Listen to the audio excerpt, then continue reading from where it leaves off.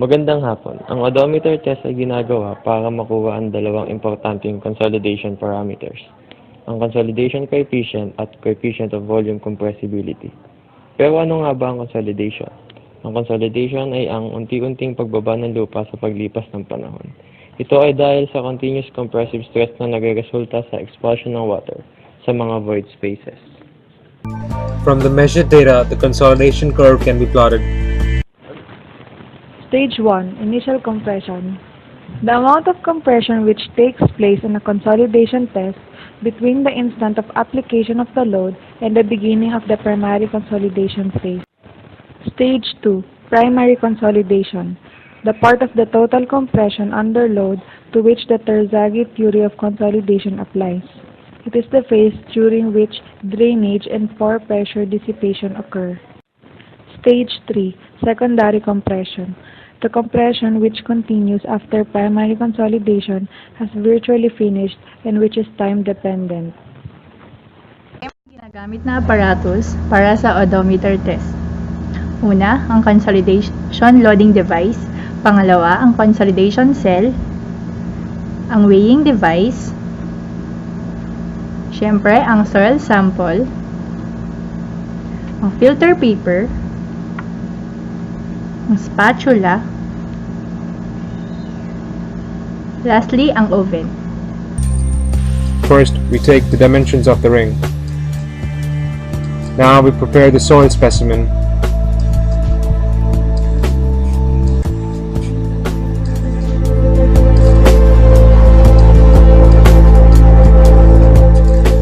The specimen is carefully placed inside the ring.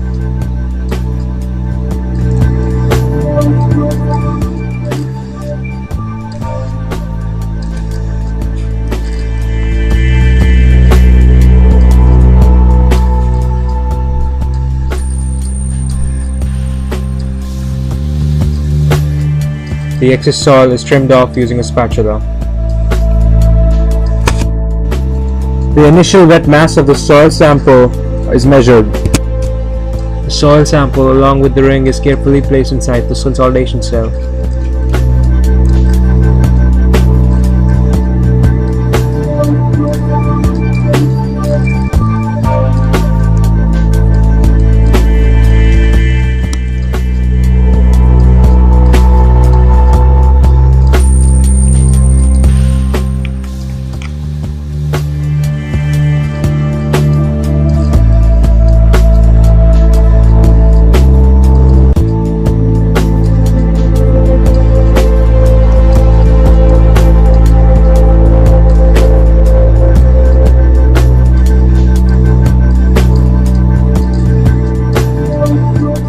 Water is added to saturate the soil.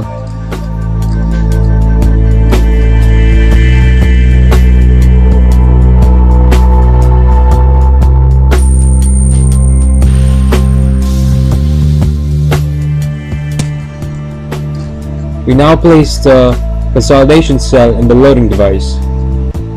We now calibrate the device and we level the loading bars. Now we add the loads, starting with 1 kg load. On day 2, we add 2 kgs.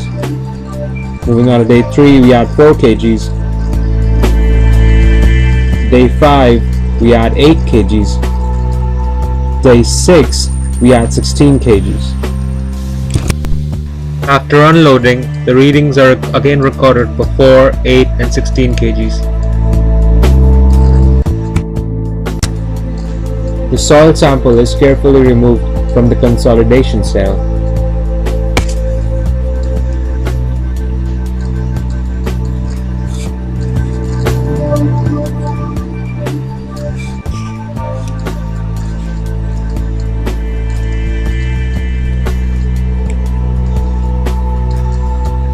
Once we have our wet sample, we place it in the oven in order to dry it.